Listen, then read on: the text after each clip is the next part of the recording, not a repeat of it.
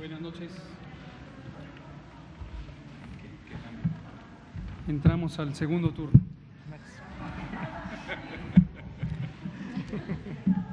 Muy buenas noches. Son las 19 horas del viernes 24 de abril 2020. Estamos en el Palacio Nacional de México, en la Ciudad de México. Vamos a iniciar la conferencia de prensa diaria sobre la situación de COVID, la pandemia causada por el virus SARS-CoV-2 en el mundo y en México. Me acompañan, como en otras ocasiones, el director general de epidemiología, doctor José Luis Alomía. Bienvenido, doctor Alomía. Y el doctor Ricardo Cortés, director general de promoción de la salud. Bienvenido, doctor. Hoy quisiéramos empezar con una noticia que consideramos muy importante y es la siguiente. Hemos estado denunciando en esta audiencia pública una situación que nos parece extremadamente preocupante, absolutamente inaceptable, de agresiones al personal de salud, en particular a personal de enfermería. Esta se acompaña además de distintos actos de discriminación y rechazo que ha ocurrido, por ejemplo, en rutas de transporte, en donde se les niega el acceso a algunos compañeras y compañeros de trabajo del sector salud en distintas entidades federativas. Todo esto es hasta cierto punto inexplicable, es sorprendente, es difícil de considerar que a alguien se le pueda ocurrir agredir a una persona, cualquier persona que sea, pero desde luego que esto esté relacionado con el grave problema de salud que estamos enfrentando en todo el mundo con esta pandemia y que precisamente las personas que tienen la mejor posibilidad y la mejor intención de ayudar, que son las y los trabajadores de la salud que están en el primer frente de respuesta, sean agredidas y agredidos por el hecho de ser trabajadoras y trabajadores de la salud.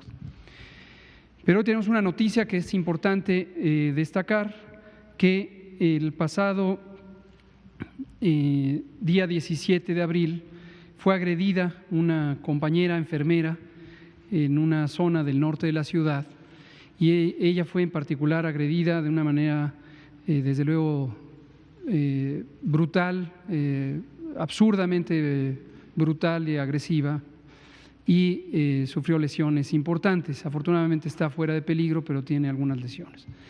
Pero hoy sabemos que los agresores, un hombre y una mujer, fueron detenidos y han sido puestos a disposición de las autoridades, del Ministerio Público, y tenemos un video donde la propia fiscal general de la Ciudad de México nos comenta al respecto. Por favor. La maestra Ernestina Godoy, fiscal de la Ciudad de México. Muy buenas tardes a todos y a todas. Saludo de manera especial al subsecretario López-Gatell, a todas las autoridades del sector salud y a Zoé Robledo, con quien he estado en comunicación debido a los ataques suscitados contra miembros del personal de salud en esta Ciudad de México. Les comunico que después de conocer la noticia de la artera agresión que recibió la enfermera del IMSS Francia, registrada en la alcaldía Gustavo Amadero el pasado 17 de abril, iniciamos una carpeta de investigación con la finalidad de ejercer acción penal en contra de los presuntos responsables.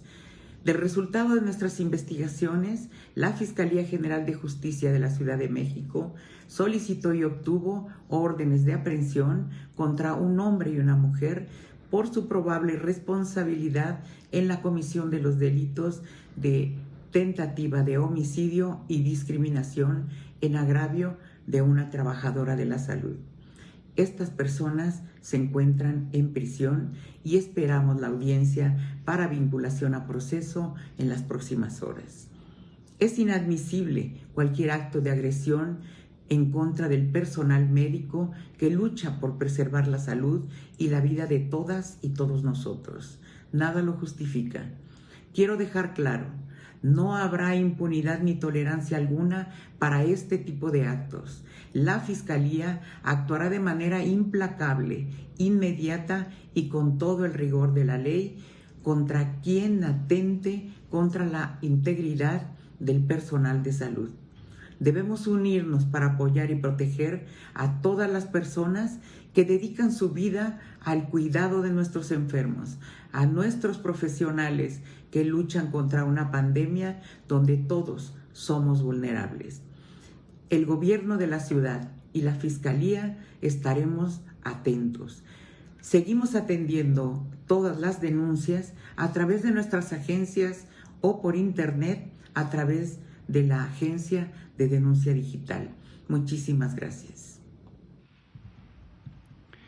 Pues eso es. Muchas gracias, señora Procuradora, señora Fiscal General de Justicia, maestra Ernestina Godoy Ramos, por la pronta resolución del acto de procuración de justicia, y esperamos sentidamente los miembros del sector salud y supongo toda la sociedad que se haga una procuración y en su momento impartición de justicia como corresponde a las leyes, y que estos actos sean correctamente sancionados conforme corresponda en cada situación.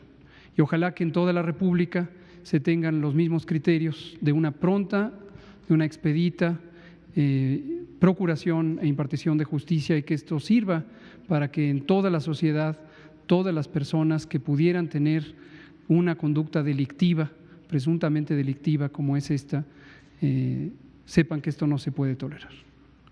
Vamos a iniciar con los elementos temáticos del día de hoy. Hoy tenemos el informe técnico diario, que estará a cargo del doctor Alomía, y posteriormente el doctor Ricardo Cortés nos mostrará algunos de los elementos nuevos de monitoreo, tanto de la movilidad en el espacio público como de los servicios de asesoría ciudadana que están a cargo de la Dirección de Promoción de la Salud. Doctor Alomía. Gracias.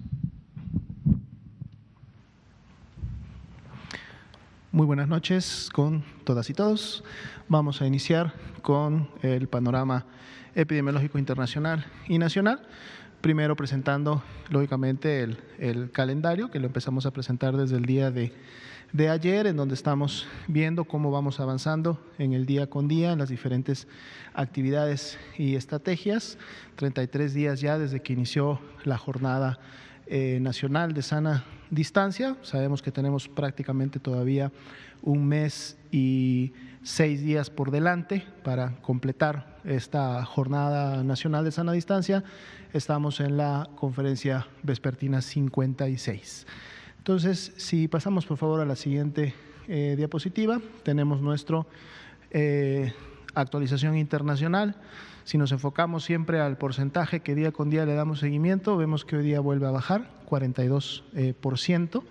Sin embargo, vemos que las diferencias entre los casos confirmados en los últimos 14 días entre la región de las Américas y la región de Europa prácticamente mantiene una similitud, es decir, no se han distanciado todavía mucho. Sin embargo, se hace evidente el predominio que hay del continente americano. Esto también puede responder a porque, por un lado, lógicamente en la región de Europa los casos están disminuyendo, pero en la región de las Américas tampoco hay un incremento acelerado, digamos, en los últimos días, recordando que el principal país que contribuye a esta estadística en las Américas es precisamente Estados Unidos, y Estados Unidos tuvo un inicio de su epidemia más en las fechas similares a las de Europa que a las fechas en las Américas. Por eso podemos ver un poco cómo se ha mantenido esta paridad, digamos, entre Europa y América, dado que es Estados Unidos el que aporta la mayoría de estos casos. 6.9%, la tasa de letalidad global prácticamente se mantiene similar a la del día de ayer. En la siguiente diapositiva vemos nuestra actualización de cifras para el día de hoy. 12.872 casos confirmados, de los cuales, ya lo vimos desde ayer, prácticamente la tercera parte solamente son los casos que están o que iniciaron con signos y síntomas de enfermedad en los últimos 14 días. Por lo tanto, esta tercera parte son los casos activos de la epidemia que actualmente estamos viviendo en México, 4.502 para el día de hoy. Así también 7.889 sospechosos acumulados, es decir, casos que en su momento pudieran descartarse todavía o pudieran pasar a formar parte de la cifra de casos confirmados. 1.221 lamentables defunciones, también se actualiza esta cifra, y de las 62.334 personas que hasta el momento han sido parte del estudio, tenemos ya 41.573 resultados negativos acumulados también desde que inició la epidemia. En la siguiente diapositiva podemos ver el mapa que distribuye la carga de enfermedad acumulada, es decir, el total de casos que se han presentado en México, los 12.872, cómo están distribuidos en las diferentes entidades federativas. Y bueno, hemos estado viendo día con día cómo los colores naranja, los colores rojo y el rojo oscuro o el casi de color marrón, pues empiezan a incrementarse en el mapa, y esto es en la medida que los casos también lo van haciendo de la misma manera. En la siguiente diapositiva vemos esta distribución un poco ordenada de mayor a menor para que ustedes puedan tener siempre los datos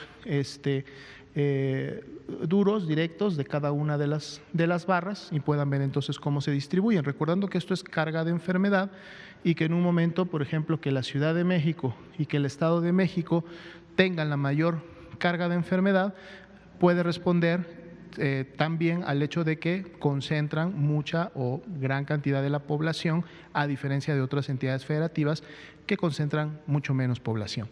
En la siguiente diapositiva vamos a ver la distribución de la carga de enfermedad confirmada, pero ahora enfocada a la epidemia activa, los 4.502 casos confirmados con inicio de signos y síntomas en los últimos 14 días. Vemos que el mapa se despinta un poco, tenemos más estados en verde, pero a su vez esto nos permite también ver en los colores más llamativos cuáles son precisamente estos estados que en estos últimos 14 días han tenido la mayor carga de enfermedad.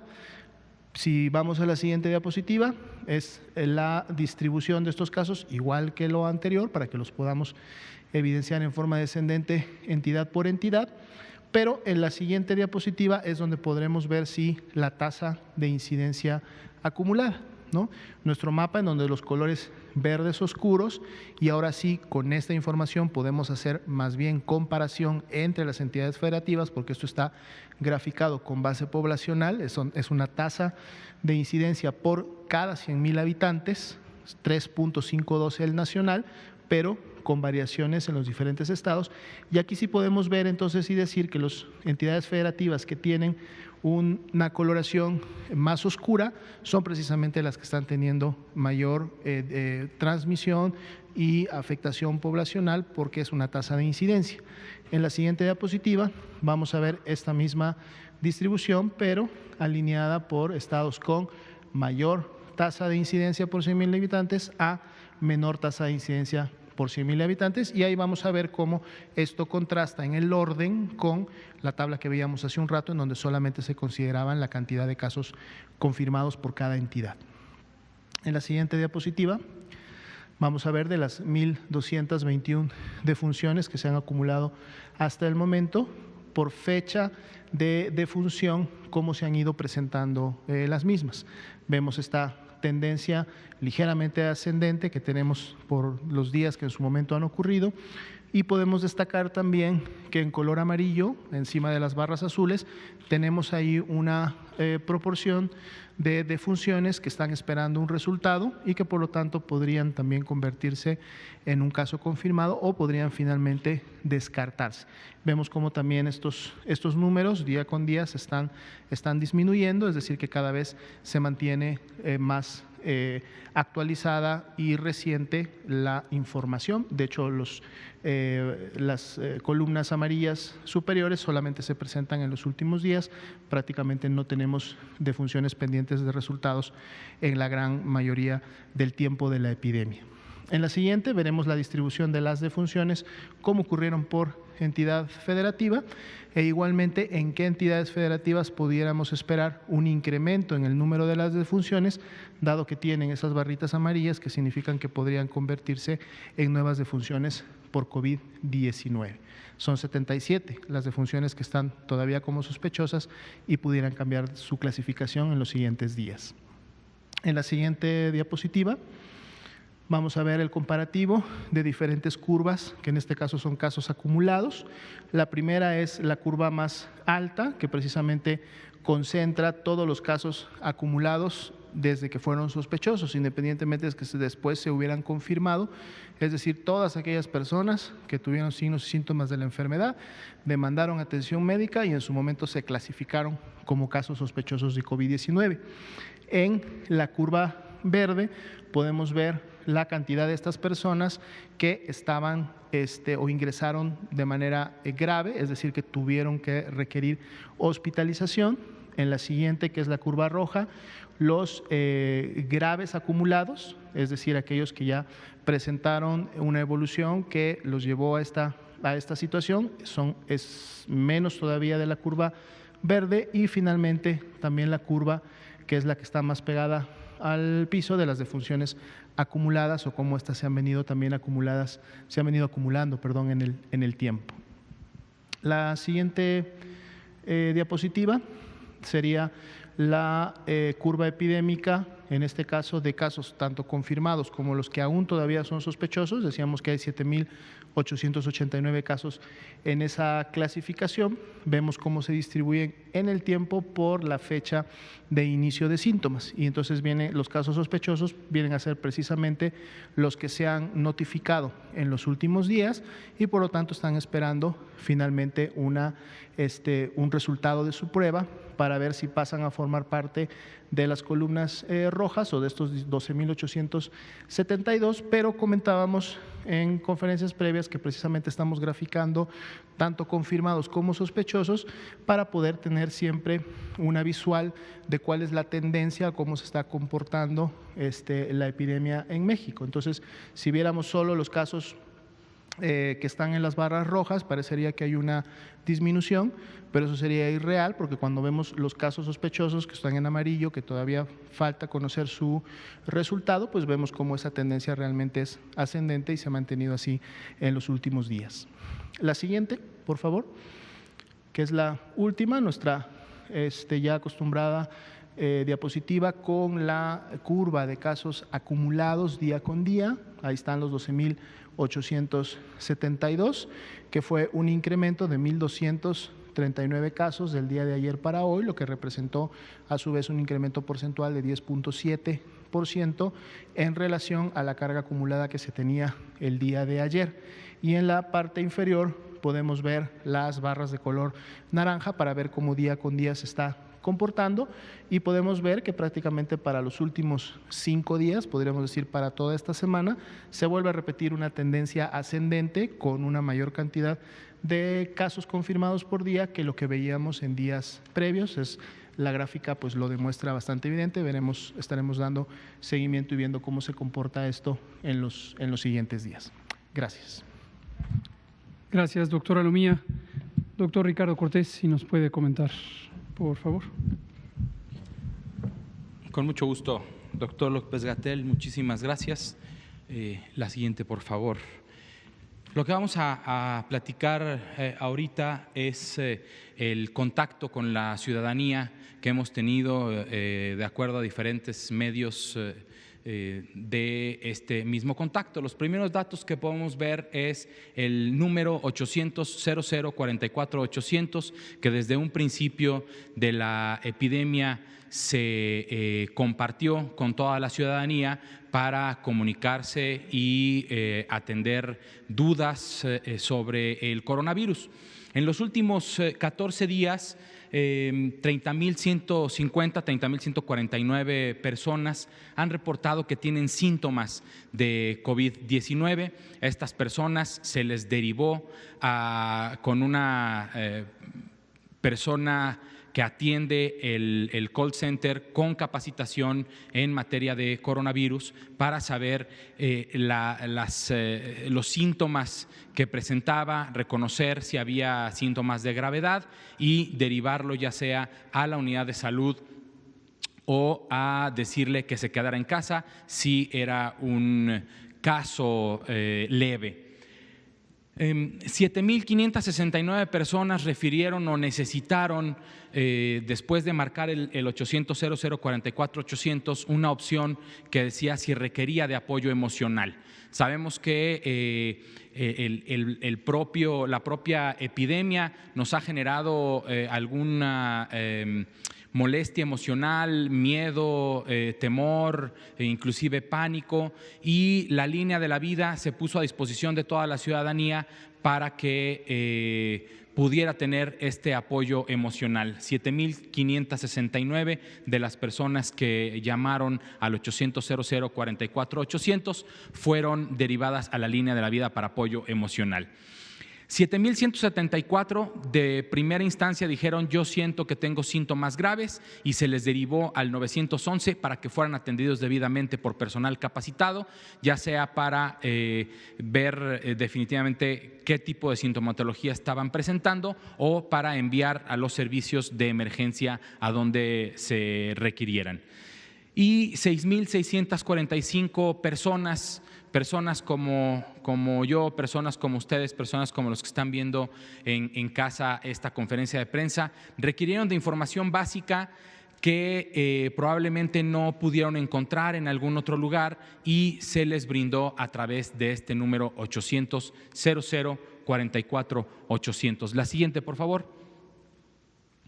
El índice de movilidad ciudadana de los últimos 14 días a nivel nacional, con datos de Google, Facebook y Twitter, se estimó este índice por parte del grupo de científicos de CONACYT e Infotec para estimar que en los últimos 14 días ha habido una disminución del 57% en la movilidad ciudadana. Sin embargo, quiero destacar cómo en los últimos días se ve que hubo un leve incremento en la actividad, en la movilidad ciudadana.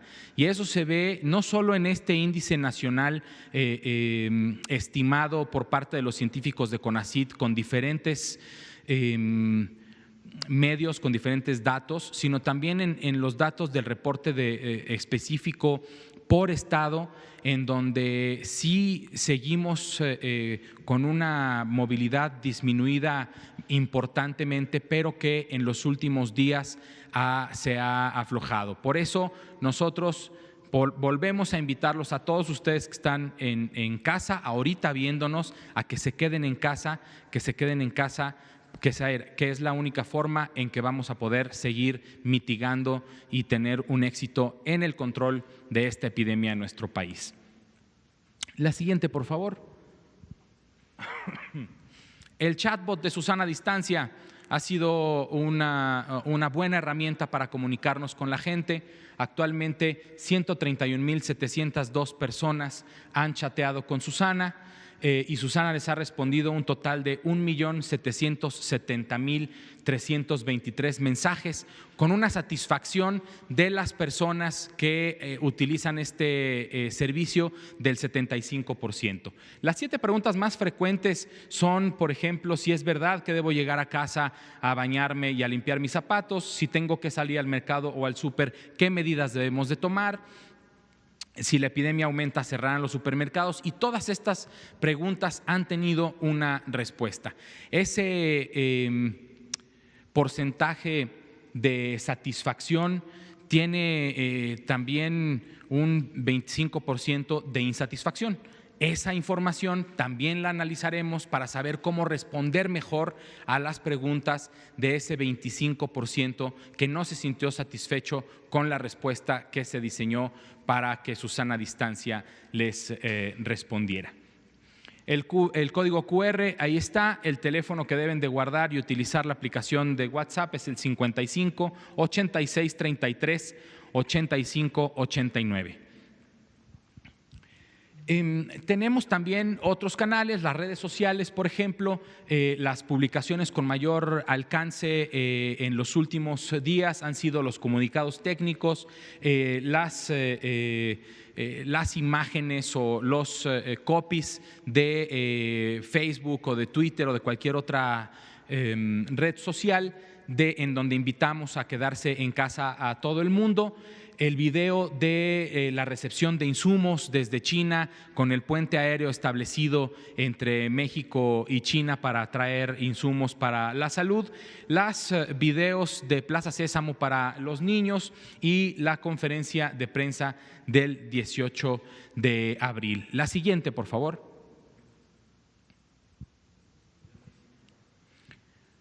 Muchísimas gracias. Vamos a platicar también ahorita sobre un evento que vamos a tener el próximo 30 de abril. Por favor. Como cualquier niña o niño, seguro tienes muchas dudas sobre el coronavirus. 30 de abril vamos a tener una sesión especial para los niños. Incluso temores. Por eso, este sábado y domingo, pregúntale al Dr. Gatell. Manda un video de hasta 30 segundos preguntándole lo que quieras. O un dibujo de cómo te sientes por esta situación. Podrías acompañar al Dr. Gatell el 30 de abril en vivo, pero con sana distancia.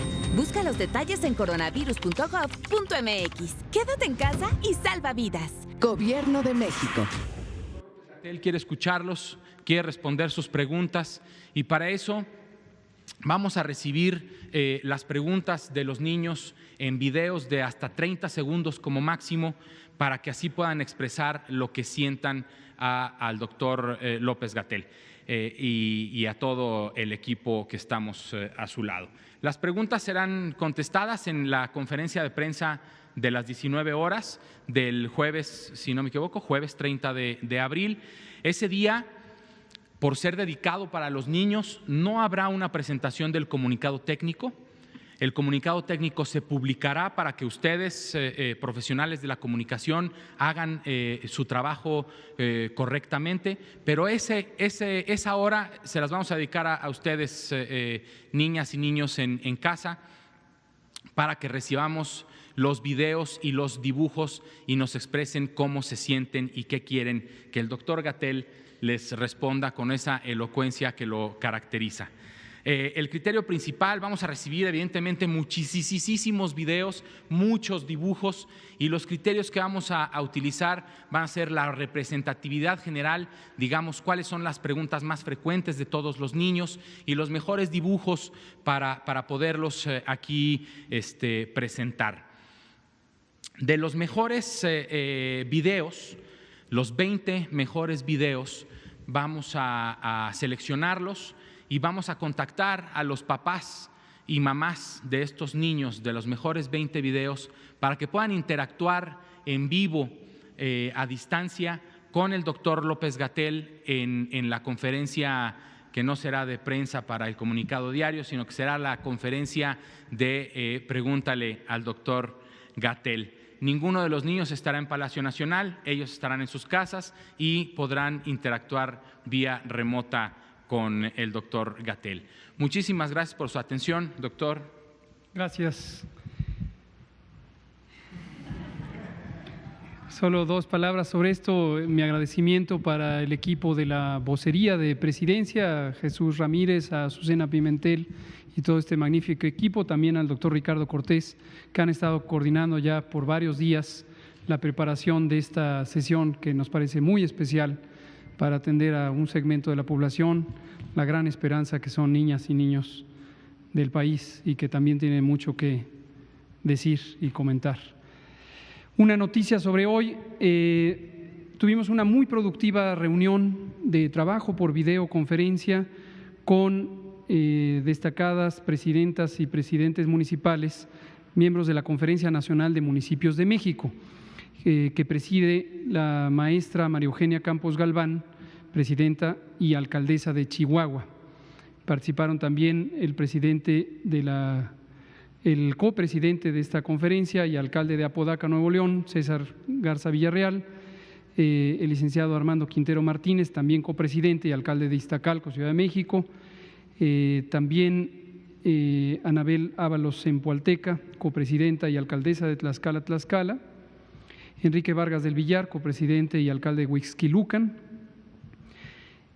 Francisco Javier Castellón Fonseca, copresidente y alcalde de Tepic, Nayarit. Entonces fue muy productiva, abordamos distintos temas y el enfoque de estas presidentas y presidentes municipales, hablando a nombre de la conferencia, lo cual nos pareció muy estimulante, es cuál es el papel de los gobiernos municipales en el manejo de la epidemia. Y desde luego aquí hemos estado enfatizando la responsabilidad formal de la autoridad sanitaria federal y de las 32 autoridades sanitarias estatales. Pero los municipios tienen un papel importantísimo que jugar, porque a fin de cuentas son quienes están en contacto más cercano, las autoridades municipales, con la ciudadanía, y tienen una serie de responsabilidades importantísimas que enmarcan la vida pública en casi cualquier aspecto.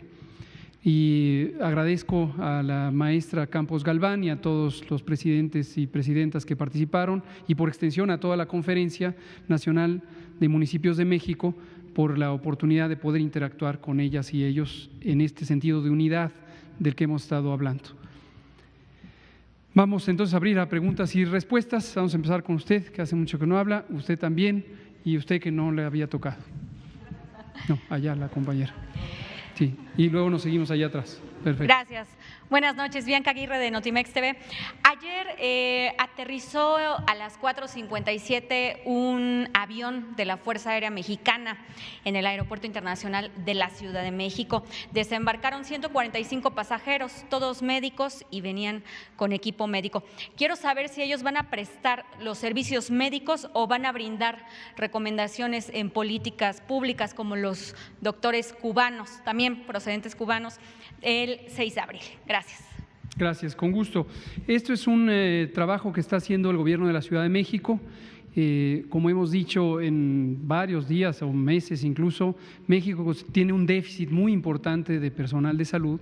México tiene talentosísimas y talentosísimos médicos y médicas y también personal de enfermería. Todos los equipos de salud son extraordinariamente valiosos para la población mexicana y obviamente para todos los que estamos involucrados en el sector salud.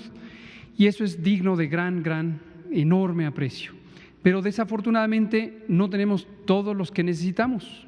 Tenemos un déficit calculado de más de 200,000 miembros del personal de salud. Esto lo hemos dicho, esto está documentado por distintos organismos, la OMS, el Banco Mundial, la OCDE, a lo largo de muchos años.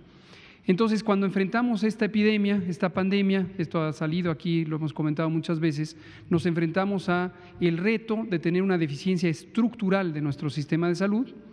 De por sí, para las condiciones rutinarias, la atención rutinaria, tenemos una cobertura limitada de servicios de salud, producto desde luego de una falta de inversión, falta de desarrollo, falta de formación de personal. Cuando nos enfrentamos a un reto como este, tenemos que acudir a todos los elementos que nos permitan solventar con mayor determinación enfrentar este reto. Entonces, el Gobierno de la Ciudad de México efectivamente ha identificado esta colaboración con la oportunidad de que, siendo la Ciudad de México ahorita la zona con la mayor intensidad de transmisión, se puedan atender estos elementos de asesoría.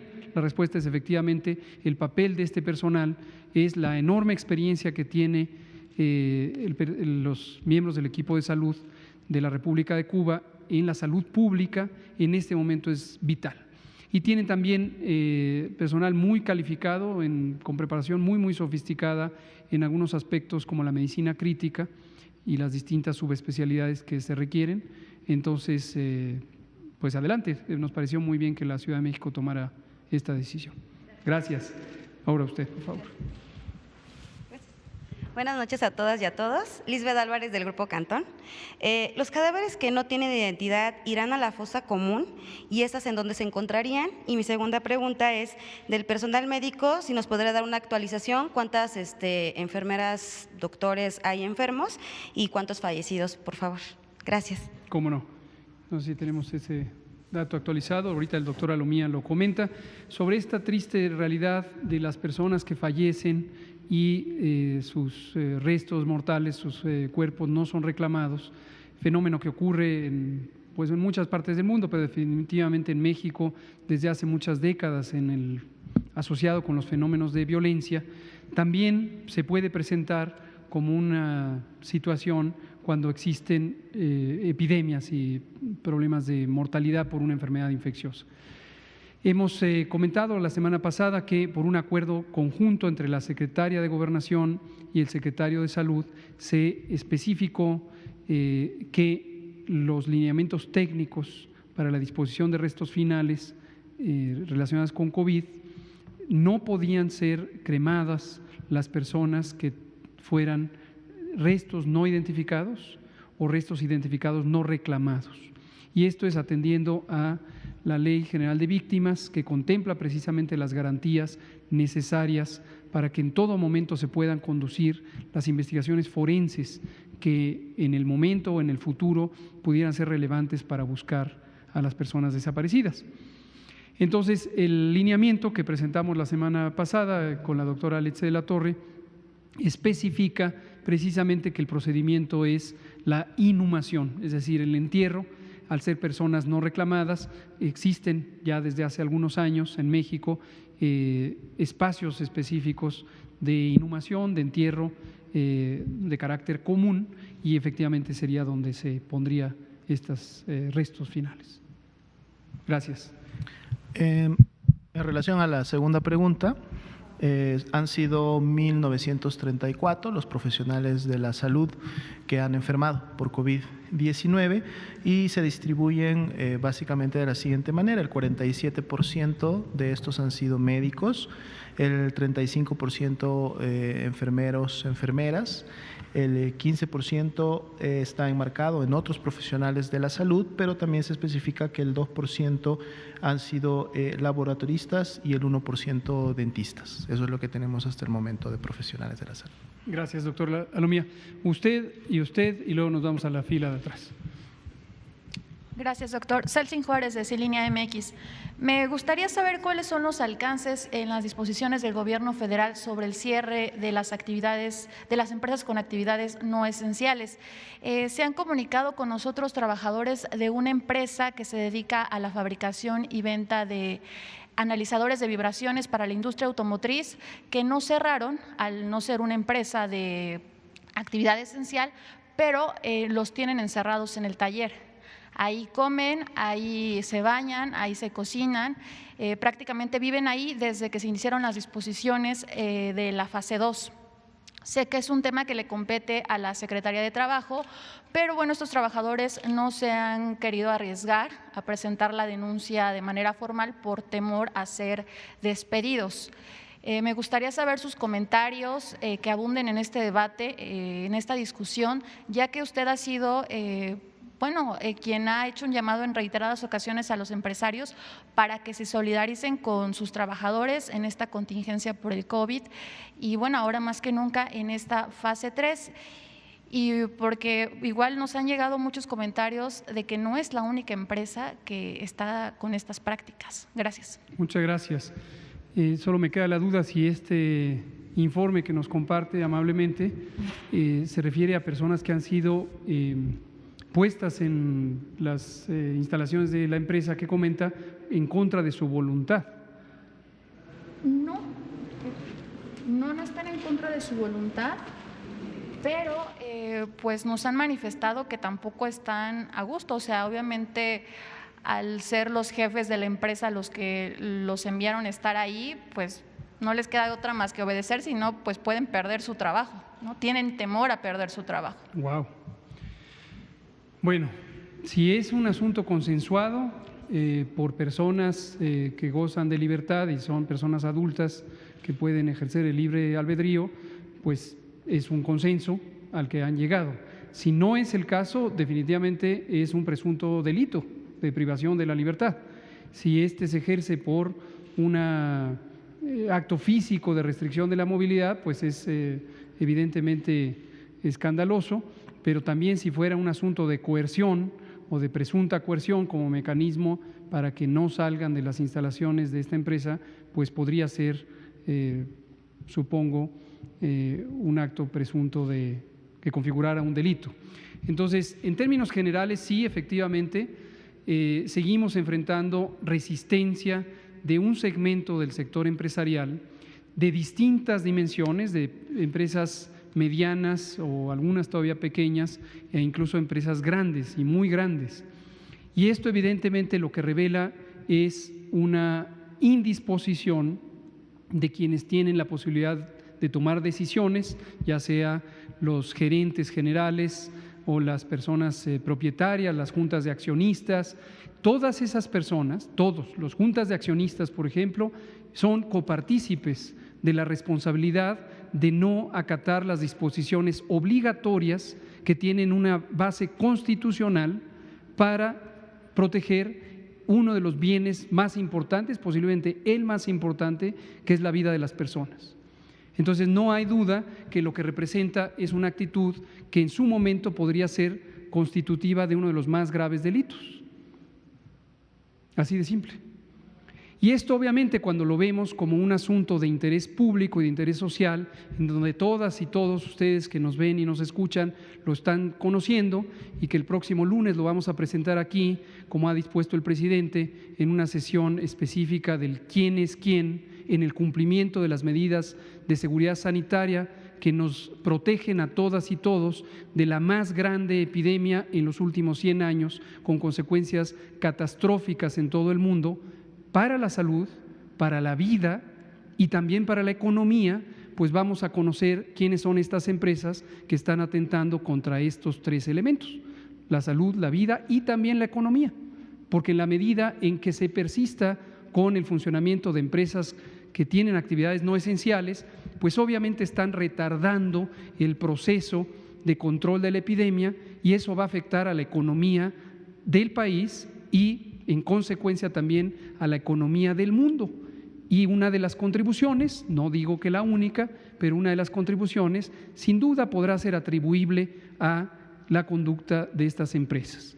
Por cierto que en la materia científica y técnica que respalda a las decisiones de políticas públicas que estamos tomando, ya están en curso la planeación de estudios de modelación económica precisamente para identificar cuáles son los factores que han favorecido tanto el daño o la afección económica como las posibles oportunidades de una recuperación más oportuna, ¿no? Entonces, qué bueno que lo menciona. Es un asunto que está también en manos ya de varios elementos de gobierno, como comentamos aquí hace algunos días. La Secretaría del Trabajo realiza inspecciones que le corresponden de acuerdo a la ley en materia de trabajo, es decir, las condiciones laborales, pero estas tienen un elemento también relevante en términos de la salud de las personas trabajadoras, la salud, la seguridad de las personas trabajadoras. En un momento dado, cuando identificamos que existen personas trabajadoras que tienen, por lo tanto, afiliación o deberían tener afiliación al Seguro Social, podemos identificar una correlación directa entre las empresas que no han parado, los contagios que ocurren para los trabajadores de estas empresas, la necesidad de utilizar los servicios de salud del IMSS y eventualmente los daños importantes que causan a las propias personas, a su salud, a su integridad, a su vida y también en términos económicos para el propio Instituto Mexicano del Seguro Social. Entonces, todos estos elementos están siendo analizados. También en términos sanitarios, la COFEPRIS, la Comisión Federal para la Protección contra Riesgos Sanitarios, tiene los elementos jurídicos necesarios para hacer inspecciones y desde luego identificar presuntas violaciones a la protección sanitaria que pueden ser también constitutivas de delito y también acreedoras de sanciones de diversa naturaleza, desde económicas hasta fenómenos de clausura. Gracias. Usted, por favor, y nos vamos a la fila atrás, y luego regresamos. Y también usted, si nos da tiempo. Gracias. Quiero preguntarles, hoy se publicó un acuerdo en el Diario Oficial de la Federación que indica que las instituciones de salud podrían contratar a médicos extranjeros únicamente para atender durante la emergencia sanitaria por COVID-19. Quiero preguntarles si tienen establecida una meta de cuántos profesionales de la salud extranjeros podrían contratar y si ya han contratado algunos, ¿cuántos serían? Por otro lado, aunque adelantó que se va a presentar este informe de las empresas el próximo lunes, ¿tendrán ya información de cuántas empresas han sido sancionadas o han recibido alguna multa por incumplir con estas medidas establecidas? Gracias. Con gusto. Sobre lo primero, tiene que ver con la pregunta que hacía Bianca de Notimex. No hay una meta, no hay un plan predefinido de un número de personas extranjeras que se pudieran contratar, al igual que hemos hecho con todo el proceso de reconversión hospitalaria y reorganización de los servicios. Desde hace ya prácticamente 6 semanas, desde que empezó el ciclo, hemos acudido a todos los recursos necesarios. El convenio con el sector privado en México, la instalación de espacios específicos para que sean competentes y apropiados en términos sanitarios para la atención médica, el acelerar la convocatoria de médicas y médicos del bienestar, y la hemos estado anunciando, y aquí volvemos a aprovechar para hacer un llamado para todas las personas profesionales de la salud, particularmente los especialistas en ciertos campos como neumología, infectología, medicina crítica, pero también médicas y médicos generales y enfermeras y enfermeros, para que se inscriban en la convocatoria del bienestar y se proceda de manera muy expedita a reclutarles, a garantizarles sus condiciones de alojamiento y que puedan entrar en operación. No les digo el número exacto porque se está actualizando, pero hemos tenido un buen progreso de esta convocatoria y hago el llamado para que se atienda. En principio, si tuviéramos una respuesta exhaustiva, copiosa, amplia de parte de profesionales de la salud mexicanas y mexicanos, no tendríamos necesidad de tener a nadie extranjero, porque seríamos autosuficientes. Lo desafortunado del caso es que no hay suficientes profesionales en algunos campos específicos y en otros casos también la respuesta no ha sido todavía la más apropiada en términos numéricos. Y sobre lo segundo,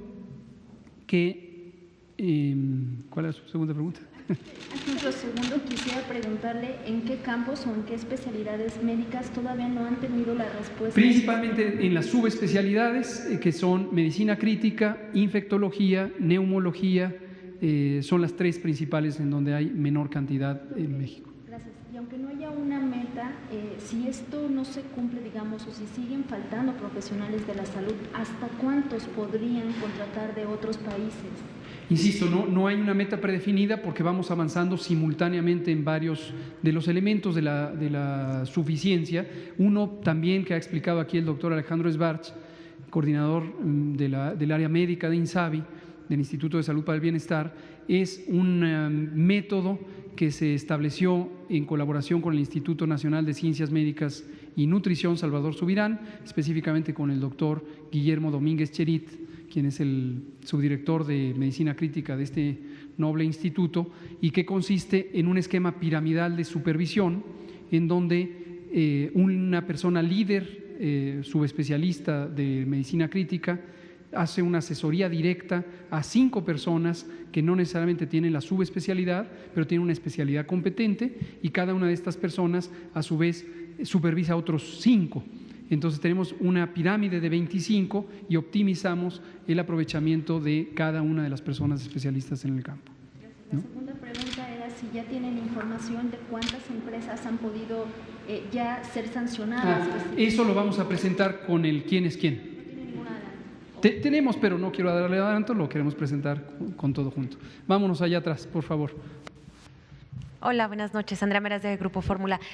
Hoy en la mañana, la jefa de gobierno, Claudia Sheinbaum, indicó que el 70% de las personas que están entubadas son ciudadanos de la capital, el resto son del Estado de México y otras entidades. Si nos pudiera decir por qué se están trasladando justamente de otras entidades aquí a la capital, si es por falta de recursos o también cuántas personas de otros estados están llegando aquí a la ciudad para atenderse y no precisamente se contabilizan en sus estados, sino que llegan a la capital del país quizá buscando un mejor tratamiento. Esa sería mi primera pregunta. Con gusto. Quizá hay casos como estos, donde los que usted relata, que haya personas que se trasladan a la Ciudad de México para atenderse, pero no es la regla general. A lo que se refiere la doctora Sheinbaum, jefa de gobierno de la Ciudad de México, es que cuando uno identifica el número de personas que están en terapia intensiva, que están con ventilación mecánica asistida, la enorme mayoría, esta 70%, son habitantes de la Ciudad de México y la zona metropolitana del Valle de México. Desde luego del Estado de México, de la zona conurbada, sí hay un fluir muy activo de ida y vuelta, y personas residentes del Estado de México pueden estar hospitalizadas aquí y viceversa, pero es un fenómeno regional. No es que del todo el país están viniendo para acá. Como hemos dicho, y los datos lo ilustran, la epidemia en este momento tiene el momento de intensidad más grande en la zona conurbada del Valle de México. Y la segunda pregunta es que algunos hospitales privados ya pusieron carteles en los que ya no pueden recibir a pacientes. Si ustedes ya habían previsto esta situación, la otra pregunta sería si los hospitales privados pueden reservarse el derecho a recibir a las personas, porque en el caso del Hospital Español ya solo van a recibir a las personas o al mismo hospital. Y pues cuál sería, si habría un nuevo acuerdo con los hospitales privados para dar la atención, ya que aquí en la capital del país, pues así, como usted bien dice, las estadísticas es que hay mayor número de casos. Gracias. Claro, con gusto. Sí, efectivamente, este es el escenario que estaba previsto y que hemos estado describiendo desde enero. Se llama fase 3 y es el momento donde existe una progresión muy acelerada del número diario de personas enfermas, y por eso insistimos, quédate en casa, porque en la medida en que tú te quedes en casa, nosotros nos quedemos en casa, todo el mundo se quede en casa, quien no esté cubriendo una actividad esencial y no esté saliendo a la vía pública para resolver una necesidad fundamental, si se queda en casa, disminuye el número de contagios. Esta es la fase 3 y esto es lo que dijimos desde enero que pasaría en la fase 3, un incremento acelerado en el número diario de casos. La consecuencia más importante es que esto rebase la capacidad inicialmente instalada del sistema de salud. Hicimos una reconversión que expandió prácticamente al doble la capacidad instalada de atención. Cuando incorporamos al plan Sedena, el plan DN3 y al plan Marina, se incorporó todavía un 30% adicional. Cuando se firmó el acuerdo con las instituciones privadas o las organizaciones privadas de salud, se aumentó cerca de un 15% de la capacidad instalada.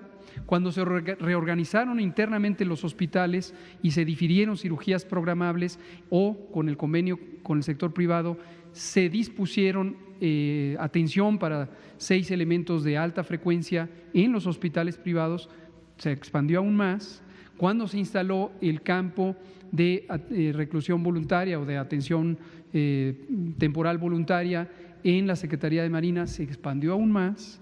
Cuando cada una de las entidades federativas o la gran mayoría hicieron algunas otras reconversiones y acuerdos locales para tener instalaciones provisionales, se expandió aún más. Cuando la jefa de gobierno hizo el acuerdo con el sector privado para tener el centro Banamex, la unidad temporal COVID-19, se expandió aún más. Pero si no nos quedamos en casa, los casos seguirán aumentando y aumentando y aumentando y se rebasará la capacidad. El Hospital Español efectivamente hoy precisamente entró al límite de su capacidad máxima. Platiqué por mensaje con mi buen amigo y respetadísimo infectólogo, el doctor José Donís, quien es el jefe de infectología de este hospital y está coordinando la respuesta en el hospital, y me compartió eso, que estaban saturados. A los pocos minutos apareció el cartel que usted relata, y aquí lo que es crítico es que todas las personas tienen que poder tener un sitio donde atenderse y por lo tanto es necesario redistribuirse. Todavía tenemos en unidades de salud de la Ciudad de México, del Gobierno de la Ciudad de México, espacio. En algún momento llegarán también al límite, pero tenemos todavía espacio y aquí es crítico que se redistribuyan. Está en curso, próximo a entrar en vigor, un convenio interinstitucional de todas las instituciones de salud, el IMSS, el ISSSTE, Pemex, Sedena, CEMAR, las Secretarías de Salud, que lo que permite es el intercambio de servicios en forma temporal durante COVID, de modo que se pueda resolver de manera más expedita la redistribución. Los hospitales entonces sí se pueden reservar el derecho de admisión. Sí, en este momento lo que es importante es que con el acuerdo firmado, y el Hospital Español es parte de las asociaciones de hospitales privados que son parte del acuerdo, tienen que privilegiar, dejar el espacio necesario para lo que corresponde el acuerdo. Ellos tienen también sus operaciones ordinarias para muchas otras condiciones de salud que se atienden en este momento. Vamos con usted, allá atrásito. Nos quedan 3 minutos. Gracias, doctor David Pérez de Tejada. Va muy de la mano de lo que comentaba mi compañera. Al medio al que represento han llegado, por ejemplo, llamadas de gente que tiene la duda de, por ejemplo, le voy a explicar el caso, una hemodiálisis que se complica y entonces ya no lo atienden en el hospital privado, sino lo regresan a su clínica. Y entonces ahí en la clínica pues ya no los pueden atender porque están llenos de pacientes COVID. ¿Ahí qué pasa? Eso estaba también dentro del convenio de que no se hicieran cargo de estas pues eventualidades que salen durante este tipo de casos. Y la otra pregunta que le quería hacer era, ¿qué estrategias se están teniendo con los médicos para que no sufran, o en caso de que sufran el síndrome de burnout, el de quemado, con tanta estrés?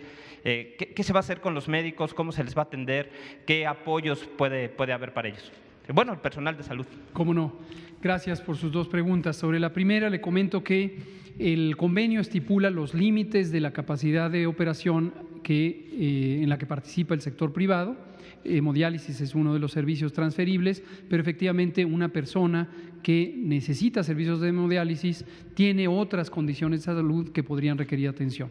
Entonces, afortunadamente, la gran mayoría de personas que usan servicios de hemodiálisis, a pesar de que tienen enfermedades crónicas, la enorme mayoría, una minoría tienen otras condiciones que requieren atención inmediata. Cuando esto ocurre, desde luego, la unidad de salud o el subsistema de salud, porque no es solo la unidad específica, les puede y les debe atender. Están regresando a sus clínicas. Hay que analizar cualquier caso específico que usted conozca, y ya saben que estas conferencias son útiles también para la denuncia y el señalamiento. Ayúdenos trayéndonos datos específicos. ¿Hay algún número donde el mismo paciente pudiera reclamar? Si es del Seguro Social, desde luego, los números no sé de qué institución sea, usted platícame. Perfecto, ahí los números de atención, la coordinación de vinculación del Instituto de Seguro Social, por supuesto. Sobre el personal de salud y este fenómeno del burnout o de la fatiga extenuante. Ha venido aquí varias veces nuestro talentosísimo equipo de especialistas en salud mental, el doctor Juan Manuel Quijada, la doctora Lorena Rodríguez Bores Ramírez, el doctor Gadi Sabiki, el doctor Jorge González Olvera. Los vamos a volver a traer. Hay varias intervenciones preventivas y algunas de atención. Ayer el Instituto Nacional de Psiquiatría, Ramón de la Fuente Muñiz, puso a disposición una serie de números telefónicos para la asesoría en salud mental y de los servicios de asesoría ciudadana que ya mencionó el doctor Ricardo Cortés en el número 800-0044-800. El propio menú del sistema telefónico incluye una derivación para asesoría en términos de salud mental. Si se tratara de una urgencia, que también puede haber urgencias desde luego en salud mental, eso deriva directamente al 911, entonces hay una red de apoyo. Sí lo vamos a enfrentar como un problema importante. Nuestro personal de salud, particularmente de las áreas clínicas, está enfrentando un estrés muy importante y una fatiga física por la sobredemanda, y todavía estamos a varias semanas de llegar al ACME, al punto máximo de transmisión. Entonces vuelvo a insistir, quédese en casa también por la salud mental y física, emocional del personal de salud.